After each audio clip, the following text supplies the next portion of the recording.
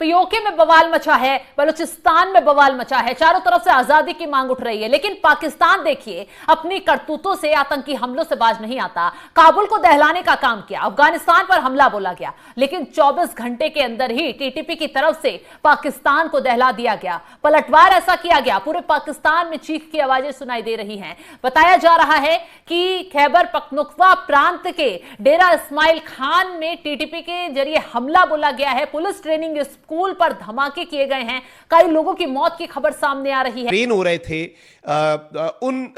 जो ट्रेनीज को 200 के करीब इनका फिगर था। और बातिल तो होता ही मिटने के लिए है, तो क्या परेशानी है हमें कि कौन क्या कहता है और क्या कहता रहेगा। ये जो हमारे शहीद हैं, ये जो हमारे बच्चे हैं, ये जो सप्तान ने, हमारी शहीद ने, कैप्टन ने जो जान दी, ये जो आपके तैयब रहा मेजर ने जान दी, कर्नल जुनेद ने जान दी, इन्होंने हक की राह में जान दी है। इतलात के मुताबिक पाक अफवाज के जवान जो हैं वो उन्होंने शहादत जो है वो नोश की है। तो अब इस सारे मामले के अंदर उन्होंने कहा कि अब ये सिलसिला जो है इस तरह नहीं चलेगा। कि क्या पाकिस्तान खुद अपने पैरों पर कुल्हाड़ी मार रहा है? क्या पाकिस्तान के हुक्मरान खुद पाकिस्तान में धमाकों के जिम्मेदार हैं? अभिषेक, जिस तरीके से पाकिस्तान की तरफ से काबुल पर हमला बोला जाता है, 24 घंटे के अंदर पलटवार हो जाता है, आखिर इसके लिए जिम्मेदार कौन है? पाकिस्तान के हुक्मरान जो उटपटांग बयानबाजी देकर माहौल गरमाते हैं, नफरत पैदा करते हैं। आप लोग सोच भी नहीं सकते गरीब अवाम का क्या हाल है। आप लोग मेरे साथ चले, मोहल्लों में चले, चल के वहाँ पे माओ बहनों से पूछें उन पे क्या गुजर रही है।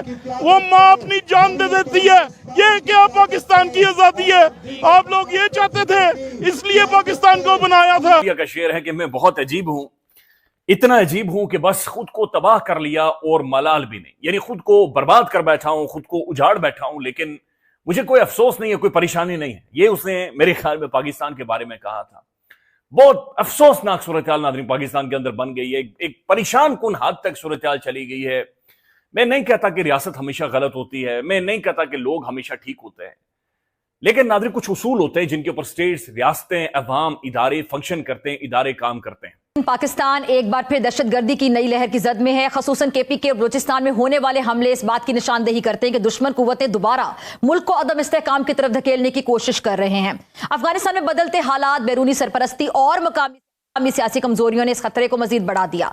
रियासत ने कुर्बानियों से हासिल होने वाले अमन को बरकरार रखने के लिए सख्त इकदाम किए, मगर गवर्नेंस की कमजोरियां और सियासी इंतशार दहशतगर्दों के लिए दोबारा जगह बनने का बाइस बन रहे हैं। ऐसे में तर्जुमान पाक फौज ने आज अहम प्रेस कॉन्फ्रेंस की, जिसमें पाक फौज के तर्जुमान लेफ्टिनेंट जनरल अहमद शरीफ चौधरी की कोर हेडक्वार्टर्स पेशावर से प्रेस कॉन्फ्रेंस न सिर्फ एदाद शुमार का मजमुआ थी, बल्कि एक ऐसी संजीदा आवाज भी थी जो सूबा खैबर पख्तूनख्वा की जमीन पर होने वाली शहादतों, गवर्नेंस के खिलाफ और सियासी पेचीदगियों पर रोशनी डालती है। उनके बयानात में दर्द, अज़्म और खबरदार करने वाला लहजा वाज़े था।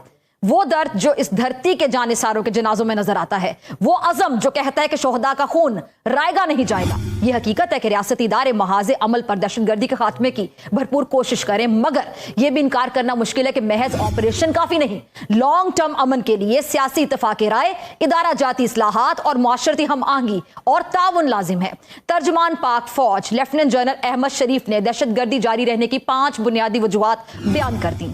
नंबर 1, नेशनल एक्शन प्लान पर अमल दरामद का जो फुकदान। नंबर 2, दहशतगर्दी के मामले पर सियासत। नंबर 3, भारत के जरिए अफगानिस्तान का इस्तेमाल। नंबर 4, अफगानिस्तान में जदीद हथियारों और पनागाहों की दस्तयाबी। और नंबर 5, मकामी और सियासी पुशपनाही रखने वाले दहशतगर्दों और जराइम पेशा नासिर का गठजोड़। नेशनल एक्शन प्लान अगर खाके की सतह पर मौजूद रहे और इस पर अमल दरामद ना हो तो वह सिर्फ कागजी अमल बनकर रह जाता है। एक पहलू यह भी है कि दहशतगर्द को जो सियासत है उसका लेबल चस्पा करके इसका मसला मुकामी या सूबाई रंग दे देना दरअसल एक जख्म पर नमक छिड़कने के मुतरादिफ है। अगर गवर्नेंस के खिलाफ को सूबाइयत या फिर सियासी बयानबाजियां छुपा दें तो असल इलाज कभी भी मुमकिन नहीं हो सकेगा। नाज़रीन किराम, पाक अफगान बॉर्डर से कुछ इंतहाई अहम तरीन डेवलपमेंट्स हैं। एक जानिब तो अफगानिस्तान वाली साइड पर सफ बंदी हो रही है पाकिस्तान के खिलाफ और एक पूरा महाज खोलने की तैयारी अफगान तालिबान ने टीटीपी और फितना अल खवारिज के साथ मिलकर कर ली है। इसके साथ ही साथ पाकिस्तान की सिक्योरिटी फोर्सेस पर इन द लास्ट 48 आवर्स जो हमले हुए हैं वो हमले इंतहाई तशवीशनाक हैं। और उससे भी तशवीशनाक इन हमलों के अंदर अफगानिस्तान की जानिब से जो पाकिस्तान के खिलाफ एक नया ग्रुप लॉन्च किया गया है, इस नई तंजीम ने जो जिम्मेदारी कबूल की है और इस नई तंजीम का जो नाम है ये बेसिकली अफगानिस्तान की गवर्नमेंट, फितना अल खवारिज और रॉ की एक इंतहाई चालाक स्ट्रैटेजी है। इस स्ट्रैटेजी को भी समझना होगा। डीआई खान में जो अफसोसनाक हमला हुआ जिसमें बड़े पैमाने पर शहादतें हुई, ये सारी चीजें जो हैं ये एक एक करके जरा एनालाइज करते हैं ताकि पूरा मंजरनामा और अब जो एक वॉर ऑन टेरर पाकिस्तान एक बिल्कुल नए फेज में लेकर जा चुका है, अब पाकिस्तान को उसे रिजॉल्व के साथ, रिलक्टेंस नहीं, पाकिस्तान को उसमें झिझकना नहीं होगा, पाकिस्तान को तुन के रखना होगा। और ये जो न्यू नॉर्मल पाकिस्तान ने बनाया है, इस न्यू नॉर्मल को बरकरार रखना भी जरूरी है।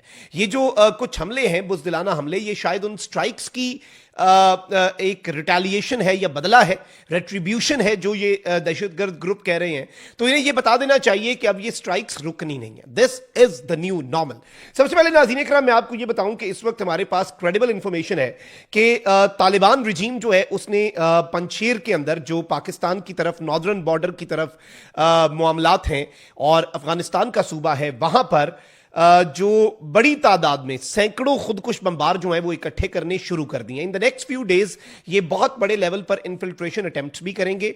ये खुदकुश हमले भी सिक्योरिटी फोर्सेस के ऊपर घात लगाकर, वही जो इनका एक बुज़दिलाना तर्ज अमल है कि भाई पहले एक जाकर फट जाए, फिर उसकी आड़ में कुछ लोग अंदर दाखिल हों और अंदर जाकर तबाही मचाने की कोशिश करें। The same they did FC headquarters Quetta पिछले हफ्ते, वहां पर ये नाकाम हुए। फिर DI खान के अंदर जो पुलिस ट्रेनिंग सेंटर है वहां पर 200 पुलिस एहलकार और जो नमस्कार दोस्तों, जय हिंद। दोस्तों टीटीपी ने बदला ले लिया है। जी हाँ दोस्तों, टीटीपी ने 24 घंटे के अंदर ही पाकिस्तान से अपना बदला ले लिया है। जी हाँ दोस्तों, पाकिस्तान ने जिस तरह से अफगानिस्तान के काबुल में हमला किया था, एयर स्ट्राइक किया था, उसी तरह का स्ट्राइक अब टीटीपी ने करके उसका बदला ले लिया है। जी हाँ दोस्तों, बताया जा रहा है कि 50 से 60 पुलिस अधिकारी को मारा गया है और कई ऐसे लोग हैं जो घायल हुए हैं।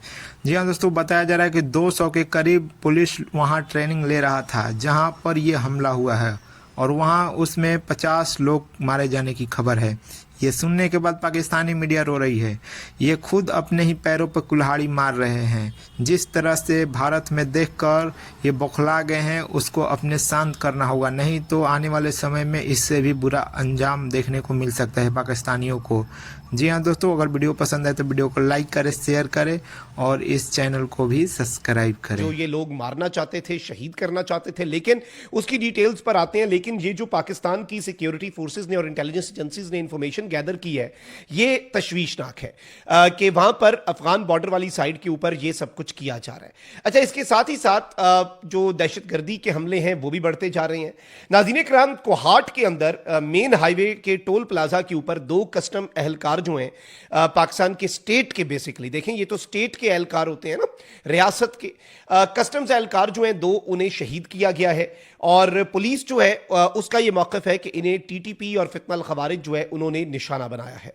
अब ये अपनी बिलों से निकलकर जहां पर इनका बस चलेगा ये वहां पर कुछ ना कुछ कार्रवाई करने की कोशिश करेंगे क्योंकि इनको नुकसान इतना सख्त पहुंचाया गया है। इसके साथ साथ नाज़रीन इकराम, पेशावर के जो मज़ाफ़ाती इलाके हैं वहां पर टीटीपी ने हसन खेल पुलिस स्टेशन जो है, जो कि मटानी के अंदर मौजूद है, वहां पर